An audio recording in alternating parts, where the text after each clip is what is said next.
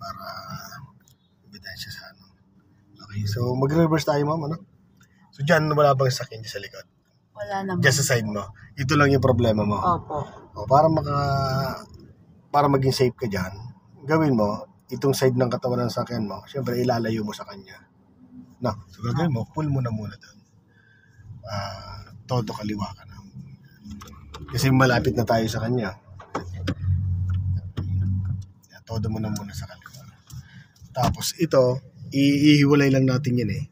Iatras ka ng konti. Okay, konti pa.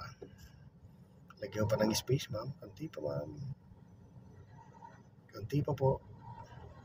Yan, pwede na po yan. Ano? Pwede mo ng gitna manibela mo.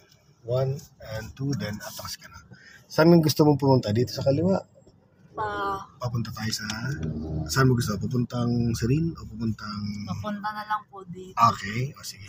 So, ang pwede ng sakyan, pagpunta dito tayo sa kaliwa. Dito, Opo. bandang Mendez. Opo. So, ang manibela mo, saan ikutin?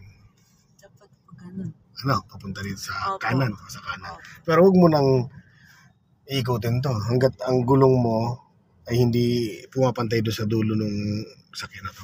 Na? Okay. Sasabit agad dyan. Okay, so atras tayo. So since na ano to, medyo may bilis yung nagagaling doon sa ano. So ito, gamitin mo tong hazard. Okay, so then reverse ka ng dahan-dahan lang. No? Sige, attention mo dito. Sige lang, ma'am. Okay. Dahan-dahan lang, ma'am. Sige lang po. Hanggang tumapat lang yung gulong mo doon sa pangalawang ilaw nitong sakyan na to. Sige pa. Sige, konti po, ma'am. Okay, konti po, ma'am. Okay, ma'am. Pwede mo nang itodo sa dito sa kanan. Todo mo na dito sa kanan. Then, atras ka ng dahan-dahan, ma'am. Okay. Sige siya. Okay. Dahan-dahan lang yung atras, ha. Good. Sige. So, ito, safe naman dito. Okay na to. Yan. Kaganda kasi pag ang gulong mo tumapat dahil sa pinakakanto niya, hindi nasasabit ng tagiliran mo. Okay. Sige, dahan-dahan ka lang. Yan. Good. Yan. Ayun, wala na. No.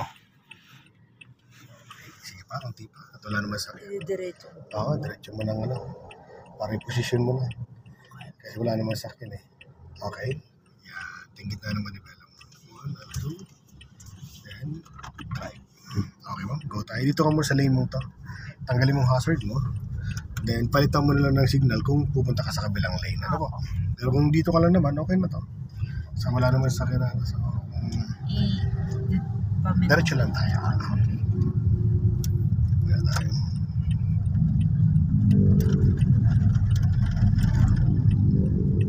Good.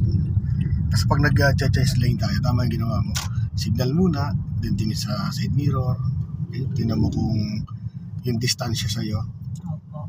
malayo o kaya mabilis. Dalawa naman titignan mo dyan, malayo ba siya? Mabilis ba siya? Ganun, ano? Kung malayo siya, malayo yung sakyan pero mabagal, so safe ka. Opo. Kung malapit siya at mabagal din ang takbo, safe ka, no? So pwede kang change. Pero kung mabilis siya at medyo, akala medyo malayo pero ano, delikado yun. So yung pinapagana lang din yun siyempre yung tatawag na common sense o instinct. Pag alam mo naman na basta pupunta na sa'yo, siyempre kailangan mo protektahan yung sarili mo, ano? So yun ang ano yun.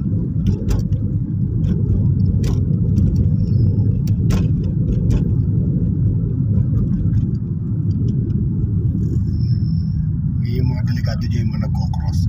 Yung nagko-crossing na hindi mo nakikita, no? Yung blind spot, bigla na lang cross, ang bilis ng takbo mo. So possible, abutan mo talaga siya. Kapag nga po mag-u-turn din, tapos may mahabol na mga motor.